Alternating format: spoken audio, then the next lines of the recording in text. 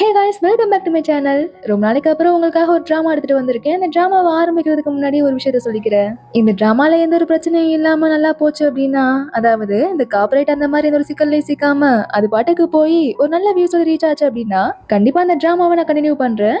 இதுக்காக நீங்க பண்ண வேண்டியதெல்லாம், இந்த ட்ராமா உங்களுக்கு பிடிச்சிருந்தது அப்படின்னா ஸ்கிப் பண்ணாம பாருங்க. அப்படியே இந்த வீடியோக்கு ஒரு லைக்கும் பண்ணிருங்க. எவ்வளவு சொல்றியம்மா அந்த ட்ராமாவோட கதை எப்படி அப்படின்னு கேட்டீங்கன்னா, நம்ம எல்லாம் அந்த அக்ரிமெண்ட் போட்டு லவ் பண்றது கல்யாணம் பண்றதெல்லாம் பார்த்திருப்போம்ல. ஆனா இவனுங்க அதுக்கெல்லாம் ஒரு படி மேல போய் நாங்க அக்ரிமெண்ட் போட்டே பிரிவோண்டா அப்படின்னு பிரிஞ்சிடறானுங்க. ஒருவேளை பிடிக்காம புரிஞ்சிருப்பானுங்கம்மா அப்படின்னு பார்த்தா, நம்ம ஹீரோக்கு ஹீரோனை பிடிச்சிருக்கு, ஆனா நம்ம ஹீரோயினுக்கு ஹீரோவை பிடிக்கல. இதனால ஹீரோயினும் ஹீரோவும் ஒரு டெம்பரவரியா ஒரு அக்ரிமெண்ட் மாதிரி போட்டு பிரிஞ்சிடறாங்க. அந்த அக்ரிமெண்ட் படி நம்ம ஹீரோ வந்து ஹீரோயினுக்கு ஒரு டாஸ்க் கொடுத்திருக்காரு. அந்த டாஸ்கை நம்ம ஹீரோயின் செஞ்சு முடிச்சாங்க அப்படின்னா நம்ம ஹீரோயின் ஹீரோவை கல்யாணம் பண்ணிக்க அவசியம் இல்ல. ஒருவேளை அந்த டாஸ்க் நம்ம ஹீரோயின் செஞ்சு முடிக்கல அப்படின்னா, பிடிச்சிருந்தாலும் சரி பிடிக்கலனாலும் சரி நம்ம ஹீரோயின் ஹீரோவை கல்யாணம் பண்ணி தான் ஆகணும். இந்த மாதிரி ஒரு அக்ரிமெண்ட் போட்டு பிரிஞ்சு கடைசியில எப்படி ஒண்ணு சேர்ந்தாங்க அப்படிங்கிறது தான் இந்த கதை. இதுதான் முழு கதையுமா அப்படின்னு கேட்டீங்கன்னா, கண்டிப்பா இது முழு கதை கிடையாது, இது கொஞ்சம் பாதிதான். பொதுவா இந்த ஹிஸ்டாரிக்கல் டிராமாஸ்னாலே நிறைய விஷயங்களை சேர்த்துதான் வச்சிருப்பானுங்க. அந்த மாதிரி இந்த கதையிலுமே நிறைய விஷயங்கள் இருக்கு. அதெல்லாம் நம்ம கதைக்குள்ள போய் பார்க்கலாம். இதுல என்ன ஸ்பெஷல் அப்படின்னா, இது எல்லாத்தையுமே கொஞ்சம் ஃபன்னாவே எடுத்துட்டு போயிருக்கானுங்க. அதனால அந்த டிராமாவே அப்படி நானே எடுத்துட்டு வந்துட்டேன். சரி வாங்க இப்ப நம்ம கதைக்குள்ள போயிடலாம். கதையோட ஆரம்பத்திலேயே நம்ம ஹீரோயின் ஹீரோவை கழுவி ஊத்திட்டு இருக்கா. இவர் தான் யங் மாஸ்டர் யூ ஃபேமிலியோட ஒரே ஒரு பையன். இந்த ஊர்ல ரொம்பவே ஃபேமஸான ஒரு ரெஸ்டாரண்டோட மேனேஜர். அதனாலயே இவனுக்கு மேனேஜர் யூனியன் ஒரு பேரும் இருக்கு. ஆளு பார்க்க ரொம்ப திறமையா ஹேண்ட்ஸமா இருக்கிறதுனால இந்த ஊர்ல நிறைய பொண்ணுங்களுக்கு இவன் மேல ஒரு கண்ணு இந்த லூசு பையில கல்யாணம் பண்ணிக்கணும்னு வர ஆசைப்படுறாங்க. அப்படி ஏதாவது நடந்தா கூட நான் நிம்மதியா இருப்பேன். ஆனா என்ன பண்றது, அந்த நாள் வேற நெருங்கிட்டே இருக்கே அப்படின்னு சொல்லி நம்ம ஹீரோயின் புலம்பிட்டு இருக்க. ரைட்டா அங்க ஒருத்தரோட என்ட்ரியை காட்டுறாங்க.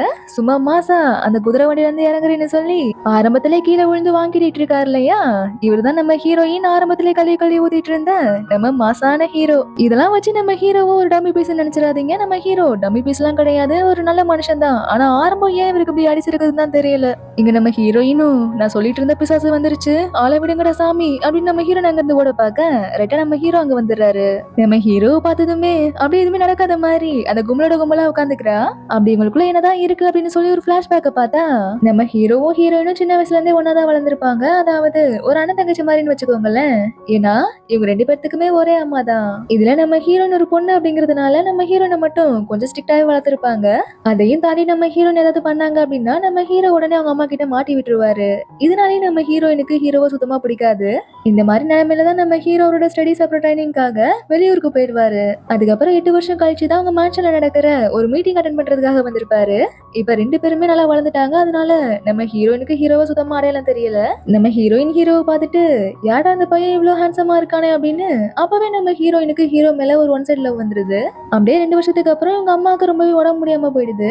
அப்பதான் நம்ம ஹீரோவும் இவங்க அம்மாவை பாக்குறதுக்காக செகண்ட் டைமா அந்த மேன்ஷனுக்கு வந்திருப்பாரு. இப்பதான் நம்ம ஹீரோயினும் ரெண்டாவது முறையா நம்ம ஹீரோவை பாக்குறா. நம்ம ஹீரோயினுக்கா ஹீரோ பார்த்த சந்தோஷத்துல அப்படியே மனசுல படப்படன்னு அடிச்சிட்டு இருக்க. அப்பதான் இவங்க அம்மா ஒரு பெரிய குண்டு தூக்கி போடுறாங்க. இவன் தான் நம்ம யூனு. இது கேட்டதும் இந்த விஷயம் தெரியாமல இந்த 2 வருஷம் இவனை போய் லவ் பண்ணிட்டு இருந்திருக்கோம் அப்படின்னு நினைச்சு முடிக்கிறதுக்குள்ளேயே அடுத்த குண்டு தூக்கி போடுறாங்க. நம்ம ஹீரோயினும் யூவும் அண்ணன் தங்கச்சி எல்லாம் கிடையாது. ஆக்சுவலா நம்ம ஹீரோயின ஹீரோவோட அம்மா தத்தெடுத்து வளர்த்திருப்பாங்க போல. அந்த விஷயத்த சொல்லிட்டு நான் இறந்து போனதுக்கு அப்புறம் நீங்க 2 பேரும் கல்யாணம் பண்ணிக்கிட்டு சந்தோஷமா வாழணும் அப்படின்னு சொல்லிட்டு அவங்க வேற இறந்து போயிடுறாங்க. சொல்ல போனா நம்ம ஹீரோவோட அம்மா அவங்க மருமகளையுமே சின்ன வயசுல இருந்தே வளர்த்திருக்காங்க.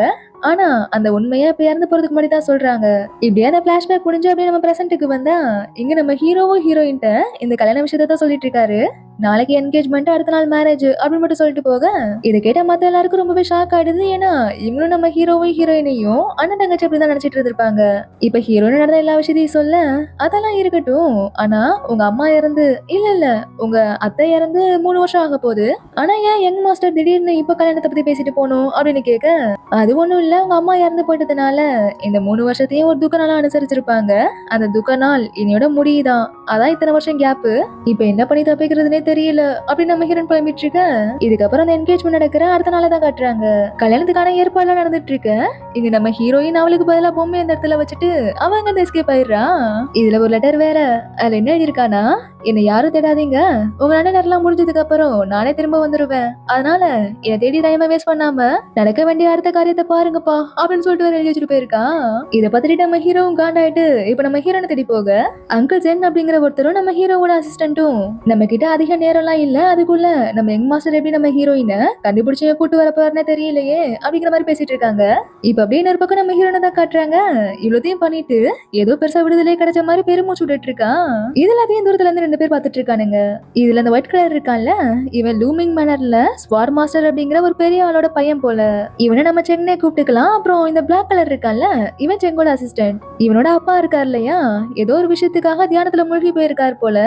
அவர் கண்ணு முன்ன கேப்ல இவன் அங்க இருந்து அவங்க அப்பாக்கே தெரியாம ஒரு பெரிய மாஸ்டர் ஆக போறேன் அப்படின்னு ஓடி வந்துட்டான். இதனால என்னோட அசிஸ்டன்ட் பின்னாடியே வந்திருப்பான். இதெல்லாம் வேலைக்கு ஆகாது. இப்ப உங்க அப்பாவுக்கு மட்டும் தெரிஞ்சது அப்படின்னா நம்ம கதை அதோட அவ்வளவுதான். அதனால வாங்க நம்ம திரும்பி மேனர்க்கே போயிடலாம் அப்படின்னு சொல்லி கூப்பிட்டு இவனா அதெல்லாத்தையும் காதலே வாங்காம ஆர்டர் பண்ணி சாப்பிடறதுக்கு இப்ப காசு இல்ல, உன்கிட்ட காசு இருந்தா கொஞ்சம் கூட நான் மாஸ்டர் ஆயிட்டு அப்புறமா உனக்கு தரேன் அப்படின்னு சொல்லி வாங்கிட்டு இருக்கேன்.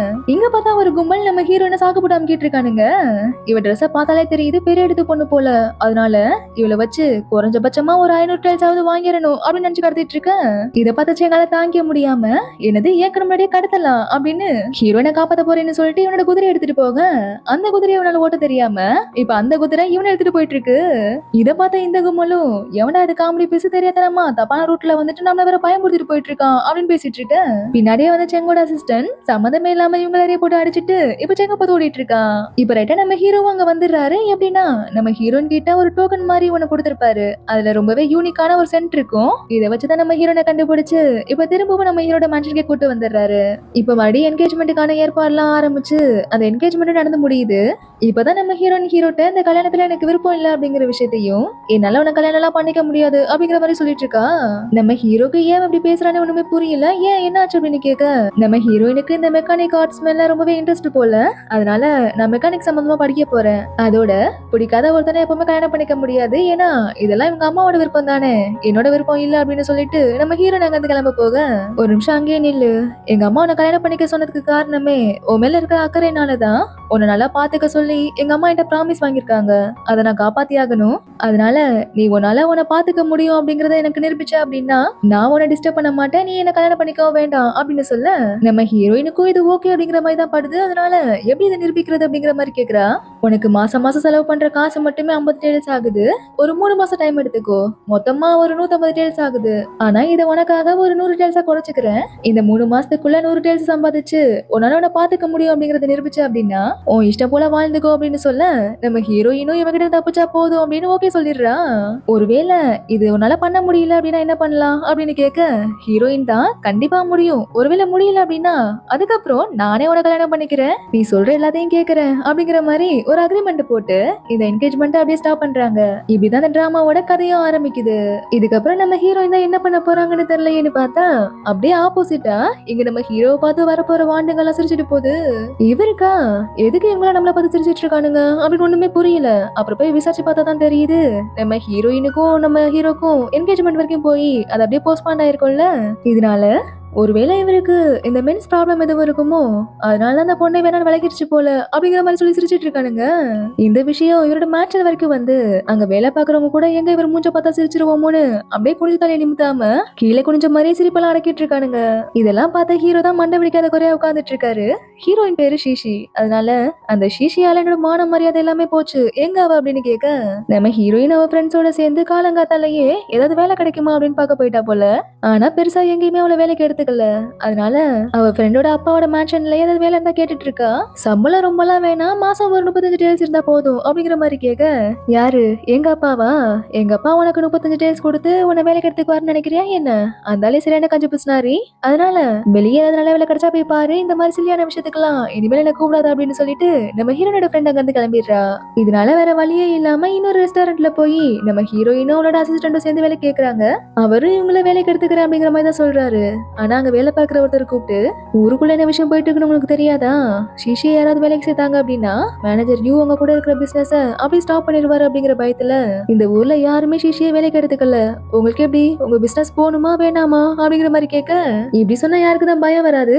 அதனால எங்க நம்ம பிசினஸ் போயிடுமோ அப்படிங்கிற பயத்துல சொன்ன வார்த்தையை அப்படியே வாபஸ் வாங்கிட்டு இவ்வளவு வெளில அனுப்பிச்சிடுறாரு. இந்த மாதிரி நடக்கிற எல்லா விஷயமும் கேள்விப்பட்டு இது எல்லாத்துக்கும் பின்னாடி நம்ம ஹீரோ தான் இருக்காரு அப்படிங்கிற விஷயம் தெரிஞ்சதும் நம்ம கிட்ட எல்லாத்துக்கும் ஓகே சொல்லிட்டு அப்படி நமக்கு பின்னாடி குழி குடிச்சிட்டு இருக்கான் அப்படிங்கிற கோவத்துல இப்ப நம்ம ஹீரோவை பார்க்க போறா. அதுக்கு ஹீரோ என்ன சொல்றாருன்னா, இது வரைக்கும் பட்ட அசிங்கத்தையும் காட்டிக்காம யூ ஃபேமிலில இருந்து ஒரு பொண்ணு வெளில போய் மத்தவங்க கிட்ட வேலை பார்த்தா அது யூ ஃபேமிலிக்கு தானே அசிங்கம். அதான் இந்த மாதிரி எல்லாம் பண்ண உனக்கு பணம் சம்பாதிக்க ஹெல்ப் பண்றதுக்கு என்கிட்ட இன்னொரு வழி இருக்கு. அதுக்கு முன்னாடி நீ சாப்பிட்டியா இல்லையா, நான் வேணா உனக்கு ஊட்டி விடுறேன். பணம் சம்பாதிக்கணுமா வேண்டாமா அப்படின்னா அழகா வந்து வாங்கிக்கோ அப்படிங்கிற மாதிரி சொல்லி ஹீரோயினுக்கு ஓடி விட போறாரு. நம்ம ஹீரோயினும் வேற வழியே இல்லாம என்ன கொடுமை சார் இது அப்படிங்கிற மாதிரி உட்கார்ந்துட்டு இருக்கா. இவர் ஏன் அப்படிலாம் பண்ணிட்டு இருக்காரு அப்படின்னா, அப்பாவாது இவங்க வாயை கொஞ்சம் அடைக்கலாம் அப்படிங்கிறதுக்காக தான். ஆனா நம்ம ஹீரோயினுக்கு தான் இங்க கடுப்பாயிட்டு இருக்கு. இப்ப இருந்த கடுப்புல நம்ம ஹீரோவோட சேர அப்படியே தள்ளி விட அவ்வளவுதான், நம்ம ஹீரோ இவன் மேல விழுந்து இப்ப 2 பேரும் கிஸ் பண்ணிக்கிறாங்க. இதெல்லாம் பார்த்தா இவனுங்களா ஏதோ உங்க 2 பேரும் அவார்டு வாங்கிட்டு இருக்கிற மாதிரி கை தட்டிட்டு, நாங்க உங்களை டிஸ்டர்ப் பண்ண மாட்டோம், நீங்க கண்டினியூ பண்ணுங்க அப்படின்னு சொல்லிட்டு வெளில போயிடுறானுங்க. ஹீரோயினும் எல்லாம் என் நேரம் அப்படின்னு சொல்லிட்டு போக பார்க்க அதுக்கப்புறம் தான் லட்சியம் ஞாபகத்துக்கு வருது. இல்ல பணம் சம்பாதிக்க ஏதோ வழி இருக்குன்னு சொன்னியே, அத முதல்ல சொல்லு அப்படிங்கிற மாதிரி கேக்குறா. அது என்ன அப்படின்னா, இந்த யூ ஃபேமிலி ரீசெண்டா அந்த ஊர்ல வாங்கின ஒரு யூஸ் பண்ணப்படாத கடை இருக்கு போல. அதுல நம்ம ஹீரோயின் விரும்புற பிசினஸ் எதுனாலும் அதை ஸ்டார்ட் பண்ணிக்கலாம். அதுக்கு இன்வெஸ்ட்மெண்டா நம்ம ஹீரோவே ஒரு 50 டேல்ஸ் கொடுக்கறதா ஒத்துக்கிறாரு. இதனால நம்ம ஹீரோயினும் அந்த அட்ரஸை வாங்கிட்டு கடை வசந்த மளிகை மாதிரி இருக்கும் அப்படின்னு சொல்லி பார்த்தா பாலடைஞ்சு பழசாகி போய் கிடக்குது. என்ன மறுபடியும் இப்படி ஏமாத்திட்டானே அப்படின்னு சொல்லி கோவப்பட, இப்ப கோவப்பட்டு என்ன பிரயோஜனம், அதனால நிறைய பேரை வச்சு அந்த கடையை முதல்ல கிளீன் பண்றா. அதுக்கப்புறம் அதை அப்படியே ஒரு பப்ளிக் ஹவுஸாவும் மாத்துறா. இப்ப காலையில இருந்து கடை பக்கம் ஒரு ஆளையும் காணும். ஒருவேளை இதுவும் அந்த ஆளோட வேலையா இருக்குமோ அப்படின்னு சொல்லி யோசிச்சுட்டு இருக்க. ஹீரோயினோட ஃப்ரெண்டு தான். அப்படிலாம் எதுவும் இருக்காது, நீ தேவையில்லாம எதுவும் போட்டு குழப்பிக்காத, நீ புதுசா கடையை ஆரம்பிச்சிருக்கல, அதனால கஸ்டமர்ஸ் வர கொஞ்சம் டைம் ஆகும் அவ்வளவுதான் அப்படின்னு சொல்லிட்டு இருக்கா. இப்ப முத கஸ்டமர் அங்க யார் வரான்னு பார்த்தா நம்ம ஹீரோ தான் வராரு. அப்படியே இன்னொரு பக்கம் அந்த லூமிங் மேனர்ல செங்கோட அப்பாக்கு இவரோட பையன் அப்படிங்க இருந்து ஓடி போயிட்டான் அப்படிங்கிற விஷயம் தெரிய வருது. அவ எங்க இருந்தாலும் கண்டுபிடிச்சு கூட்டு வர சொல்லி இந்த முகமுடி போட்ட ஒருத்தன்ட்ட சொல்லிட்டு இருக்காரு. கூடவே நான் தேட சொல்ல விஷயம் என்ன ஆச்சு அப்படின்னு சொல்லி இன்னொரு விஷயத்த பத்தி கேட்க, அதுக்கு இவனும் இப்ப வரைக்கும் அதை பத்தி எந்த ஒரு லீடு கிடைக்கல, ஆனா ஷியான் சிட்டிக்கு இந்த விஷயமா போறதுக்கு சில பேர் ஏற்பாடு பண்ணிருக்கேன் அப்படிங்கிற மாதிரி சொல்லிட்டு இருக்கான். இவங்க சொல்ற சிட்டி வேற எதுவும் கிடையாது, நம்ம ஹீரோ இருக்காரு இல்லையா அந்த சிட்டி தான். இதுக்குள்ள என்ன விஷயம் இருக்குன்னு தெரியல. அப்படியே கட் பண்ணா அடுத்த சீன் நம்ம சேர்ந்து இருக்கான்ல, அவரும் நம்ம ஹீரோட சிட்டிக்கு தான் வந்துட்டு இருக்கான். இப்ப அங்க இருக்கிற எல்லாரும் நம்ம சிட்டிக்கு ஒரு புது யங் மாஸ்டர் வந்திருக்காரு அப்படின்னு கூட நின்னு பாத்துட்டு இருக்க. அந்த கூட்டத்துக்குள்ளதான் நம்ம ஹீரோன்னு நின்னுட்டு இருக்கா. இதெல்லாம் பார்த்துட்டு இந்த அசிஸ்டன்ட்டும் இங்க தங்குறதுக்கு செலவு பண்றதுக்கு அதிகமா காசு வேணும் போலயே, என்ன பண்ண போறீங்க அப்படிங்கிற மாதிரி கேட்க, அதுக்குதான் உன்னோட வால் இருக்கே, அதை ஏற்கனவே அடகு வச்சுதான் இந்த எல்லா செலவும் பண்ணிட்டு இருக்கேன். ஆனா சும்மா சொல்லக்கூடாதுப்பா, காஸ்ட்லியான வாழை தான் யூஸ் பண்ற போல, எதுக்கும் கவலைப்படாத, போதுமான பணம் கிடைச்சதும் நான் கண்டிப்பா அதை திருப்பி தந்துருவேன் அப்படிங்கிற மாதிரி சொல்லிட்டு வந்துட்டு இருக்கான். அப்ப திடீர்னு அந்த கூட்டத்துல வர அம்மா, யாராவது இந்த திருடனை பிடிங்கல அப்படின்னு சொல்லி கத்த, என்னது திருடனா அப்படின்னு நான் போய் அவனை பிடிக்கிறேன்னு நம்ம செங்க அங்க இருந்து கிளம்பிடுறான். கடைசியில பார்த்தா திருடுங்கிறது இந்த அம்மா வளர்த்த ஒரு பூனை போல. திருட்டு பூனையா இருக்கிறதுனால திருடனை செல்லமா பேர் வச்சு கூப்பிட்டு இருக்காங்களாம். இங்க செங்கு அந்த பூனையை பிடிச்சு, என்னது பூனைக்கு பேரு திருடனா அப்படின்னு சொல்லி பாத்துட்டு இருக்க. பின்னாடி இருந்து பாத்துட்டு இருக்கிற நம்ம ஹீரோயினும், இவன் தான் அந்த திருடனா இருக்கணும், நம்ம கிட்ட நல்லா வசமா மாட்டிக்கிட்டான் அப்படின்னு இவனை கூட அடிக்க ஆரம்பிச்சிடுறா. அதுக்கப்புறம் தான் தெரியுது இவ்வளவு நேரம் அடி வாங்கிட்டு இருந்தது இந்த சிட்டிக்கு புதுசா வந்திருக்கிற இந்த யங் மாஸ்டர் அப்படின்னு. நம்ம ஹீரோயினை தான் இவங்க 2 பேரும் இதுக்கு முன்னாடி ஏற்கனவே ஒரு முறை அந்த ஆத்தங்கரையில பாத்துருப்பாங்க இல்லையா, அதனால செங்கோட அசிஸ்டன்ட் இவன் நம்மள ஃபாலோ பண்ணிட்டு வரா அப்படிங்கிற மாதிரி நினைச்சிட்டு, உண்மையை சொல்லு, உன்னை யார் இங்க அனுப்பி வச்சா அப்படிங்கிற மாதிரி கேட்டுட்டு இருக்கான். செங்கோ அப்படிலாம் எதுவும் இருக்காது அப்படிங்கிற மாதிரி சொல்லி பாக்குறான். ஆனா இவன் விடுற மாதிரியே இல்ல. அப்ப ரைட்டா நம்ம ஹீரோ அந்த இடத்துக்கு வந்துடுறாரு. ஹீரோவை பார்த்ததும், நான் தான் ஸ்குவாட் மாஸ்டரோட ஒரே பையன் செங், லூமிங் மலரை சேர்ந்தவன், இப்பதான் அந்த சிட்டிக்கு வந்திருக்கேன் அப்படிலாம் சொல்லிட்டு இருக்க. நம்ம ஹீரோவா, நீ யாரா இருந்தா எனக்கு என்ன, ஷிஷி வான்னு சொல்லி நம்ம ஹீரோ நகர்ந்து கூட்டு போயிட்டு இருக்காரு. இதேவன் பார்த்துட்டு ஷிஷியா இவனுக்கு பிடிச்சிருச்சானு தெரியல, இந்த பொண்ணோட பேரு ஷிஷியா, இது கூட நல்லா இருக்கே அப்படிங்கிற மாதிரி யோசிச்சுட்டு இருக்கான்.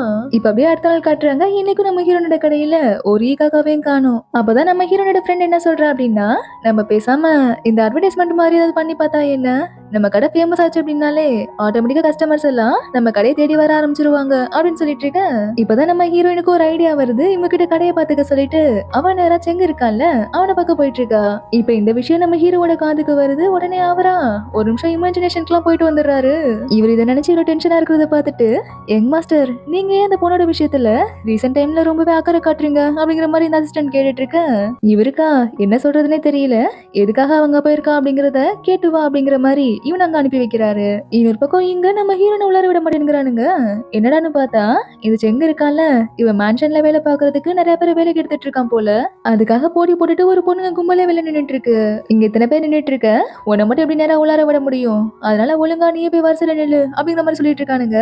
நம்ம ஹீரோயினும் நான் ஒன்னும் வேலை கட்டலாம் வரல, அவரை பார்த்து கொஞ்சம் பேசணும் அவ்வளவுதான் அப்படின்னு சொல்ல, இவனுங்க அசங்குற மாதிரியே இல்ல. அதனால இதெல்லாம் வேலைக்கு ஆகுது அப்படின்னு நம்ம ஹீரோயின் அவன் கிட்ட கொஞ்சம் காசை கொடுத்து கரெக்ட் பண்ணி இப்ப நான் உள்ளார போலாமா அப்படிங்கிற மாதிரி கேட்டுட்டு இருக்கா. அப்பவும் இவன் என்ன சொல்றான் அப்படின்னா, உன்னை அப்படியெல்லாம் உள்ளார விட முடியாது, நான் போய் முதல்ல அவர்கிட்ட கேட்டு வரேன், எங்க மாஸ்டர் ரொம்ப பிஸியா இருக்காரு, ஒருவேளை உன்னை பார்க்க முடியாது, அப்புறமா வா அப்படின்னு சொல்லிட்டாரு அப்படின்னா அதுக்கப்புறம் நீ என் மேல கோச்சுக்க கூடாது அப்படின்னு சொல்லிட்டு அவன் அங்க இருந்து நான் கேட்டு வரேன்னு கிளம்புறான். இங்க நம்ம செங்க அப்படி என்னதான் பிஸியா இருக்கான்னு பார்த்தா வேலை வெட்டிலாம் எதுவுமே இல்லாம அவனோட அசிஸ்டன்ட வச்சு அப்படியே ரிலாக்ஸா மசாஜ் பண்ணி அப்படியே ரெஸ்ட் எடுத்துட்டு இருக்கான். அப்பதான் இவன் ஒரு விஷயத்த சொல்றான். இவன் இந்த ஊர்ல இருக்கிற ஒரு ரெட் கலர் செடி எடுத்து அவங்க அப்பா கிட்ட கொடுத்தான் அப்படின்னா அதுக்கப்புறம் இவன் மேல அவங்க அப்பா கோவப்பட மாட்டாரு அப்படிங்கிற மாதிரி சொல்லிட்டு இருக்க.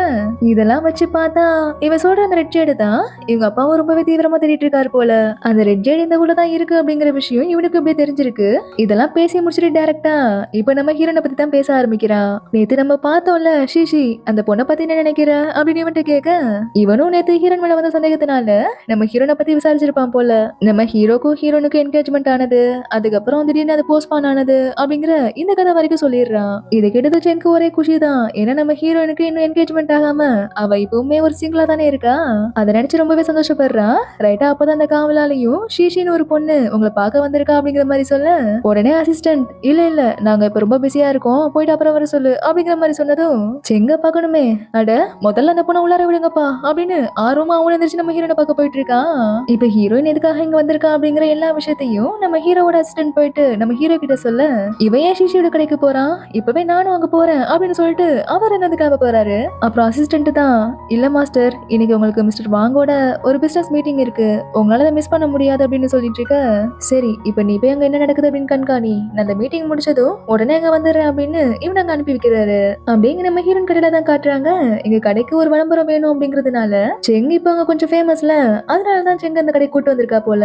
இவனும் அதுக்கு ஓகேன்னு சொல்லிட்டு, கவலைப்படாத சிஷி, உனக்காக நான் மட்டும் இல்ல என் கூட வேலை பாக்குறவங்க கூட தினமும் உன்னோட கடைக்கு வருவாங்க அப்படின்னு அன்பாளி தெளிச்சிட்டு இருக்கான். ஆனா இந்த அசிஸ்டன்ட்டுக்கு தான் இதெல்லாம் பிடிக்கல. நம்ம ஹீரோன் மேல இருக்கிற சந்தேகத்தினால இதுல விருப்பம் இல்ல அப்படிங்கறது சொல்றதுக்கு பதிலா அப்படி இருமிக்கிட்டே இருக்கான். உடனே இவங்க எல்லாரும் ஒரு மாதிரி அவனை பார்க்க இவன் எந்திரிச்சு, உனக்கு உன்னோட வாழ் திரும்ப வேணுமா வேணாமா, அப்ப ஒழுங்கா அதுக்கு ஓகே சொல்லு அப்படின்னு கடைசியில இவனையும் அதுக்கு ஒத்துக்க வச்சிடறான். ஒரு பக்கம் செங் நம்ம ஹீரோனோட கடைக்கு விளம்பரம் பண்ணி நம்ம ஹீரோன் கிட்ட அப்படி நல்லா பழகிட்டு இருக்கு.